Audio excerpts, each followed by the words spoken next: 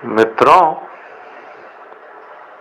एक विवादास्पद विषय पर आज तर्क संगत चर्चा करेंगे, विवेक सम्मत चर्चा करेंगे, क्योंकि यह विषय विवादास्पद नहीं है।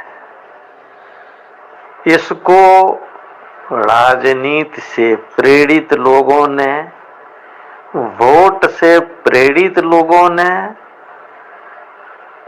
गेरुआ धारण करके संत बने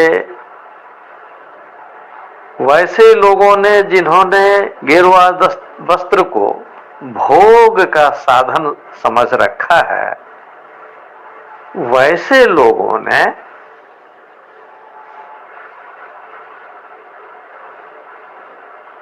विवाद खड़ा किया है, करवाया है। और हम सभी जानते हैं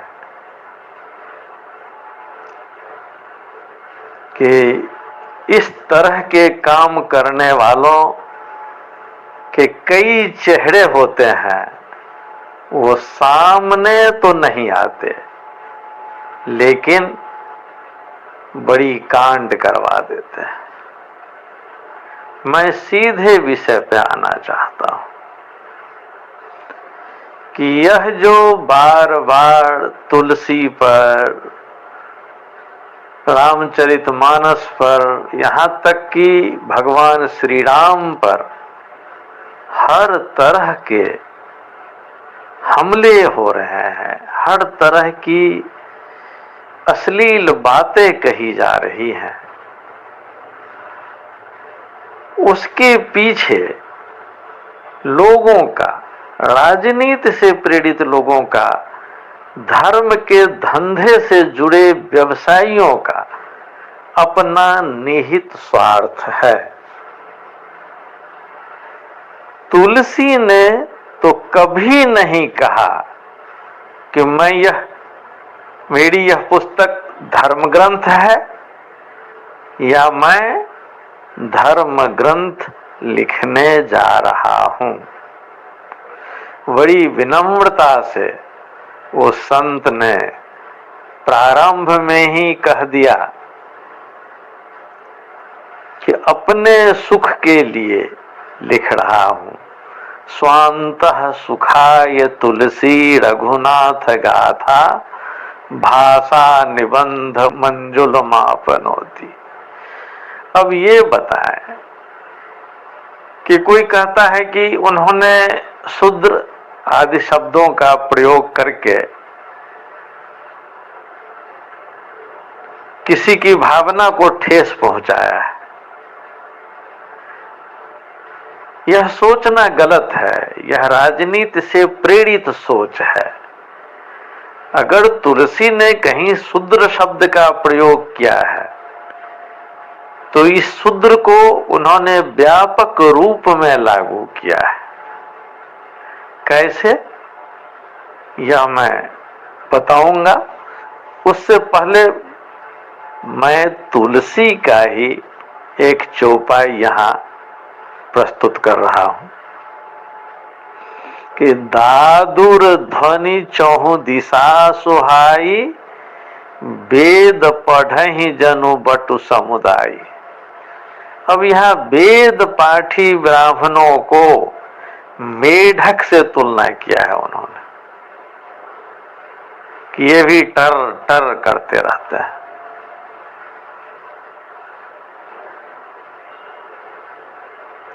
तब तो किसी की भावना आहत नहीं हुई।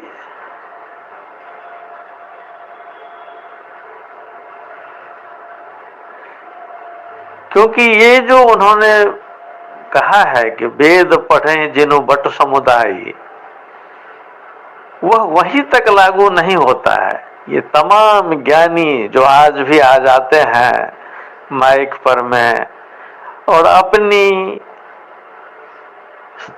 सारहीन व्याख्या देकर के पक्ष में या विपक्ष में, लेकिन पैदा दरार ही कर रहे हैं मनुष्य और मनुष्य के बीच में।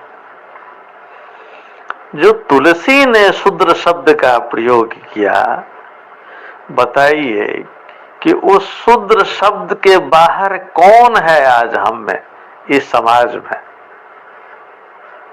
जन्मना जायते शूद्र, जन्म से जो हम शूद्र थे, उस शूद्रत्व का हमने कब त्याग किया?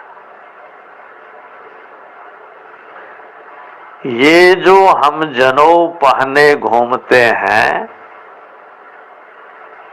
उनसे मैं पूछता हूं कि इस जनेऊ को पहनाने से पहले आपके आचार्य ने आपके कान में मंत्र पढ़ा था, याद है ना? तत्सवितुर्वरेण्यम, गायत्री मंत्र पढ़ रहे थे। कहा कि मैं उस सविता को वरण करूंगा, यह संकल्प लिया था द्विज बनने से पहले। क्या उस सविता का वरण कर पाए? हुआ तत्सवितुर्वरेण्यम, त्याग पाए अपने शूद्रत्व को? तो आप कौन होते हैं बनाने वाले ब्राह्मण, क्षत्रिय, वैश्य और शूद्र? आप तो खुद ही शूद्र हैं। कहां त्यागा आपने अपने शूद्रत्व को? जनेऊ पहन लिया, टीका चंदन लगा लिया, गिरवा धारण कर लिया, बन गए ब्राह्मण। यही है ब्रह्म जानाति ब्राह्मणम। जरा ठहर के सोचिए मित्रों, यही वह चीज है जिसे हमें समझना है कि ब्राह्मण तो कोई है ही नहीं हम में, फिर गाली किसको दे रहे हैं? उनको जो कहते हैं कि हम जन्म से ये हैं, जन्म से वो हैं, तो इससे पहले तो उनको गाली दीजिए जिन्होंने इन व्यवस्था को लागू किया, क्योंकि यह व्यवस्था तो चतुर्वर्णम मया सृष्टिया था, गुण कर्म विभाग सह, गुण और कर्म के विभाग से था। अगर एक नाई दाढ़ी बनाता है तो वो उसका गुण और कर्म है, वह शूद्र नहीं हो सकता है, उसमें भी तमाम अच्छे गुण हो सकते हैं। एक मोची अगर जूता सिलता है तो वह भी अच्छे गुणों से परिपूरित हो सकता है, सारे ज्ञान से विभूषित हो सकता है। और ज्ञानहीन आदमी जो अपने को विप्र कहे, वह किस काम का? वो तो शूद्र से भी गया हुआ महाशूद्र है। तो इस पर में जो विवाद चल रहा है वह कहां हो रहा है? तुलसीदास जी ने तो कहा सिया राम मैं सब जग जानी। कौन से संत हैं जिन्होंने सियाराम देखा है सारे जगत में, या देख रहे हैं, या देख पा रहे हैं? बस धर्म का व्यवसाय चल रहा है और हम विवाद करके तुलसी की, रामचरितमानस की और भगवान श्री राम की, सबकी ऐसी तैसी किए पड़े हैं। अरे आज भी वह राम हर शरीर में विद्यमान है, आत्मा के रूप में। आज भी खा रहा है वह सबड़ी के झूठे बेर, सबड़ी का झूठन। जरा सोचिए, हम जो भोजन करते हैं वह भोजन इस शरीर में आत्मा बन के प्रभु राम ही तो ग्रहण करते हैं, वही तो उसको रक्त, मांस, मज्जा, ऊर्जा, अस्थि सब में बदल रहा है। हमारे झूठन को ही तो स्वीकार कर रहे हैं, हम ही तो सबड़ी हैं। और अगर सबड़ी शूद्र है तो हम में से कौन है जो शूद्र नहीं है?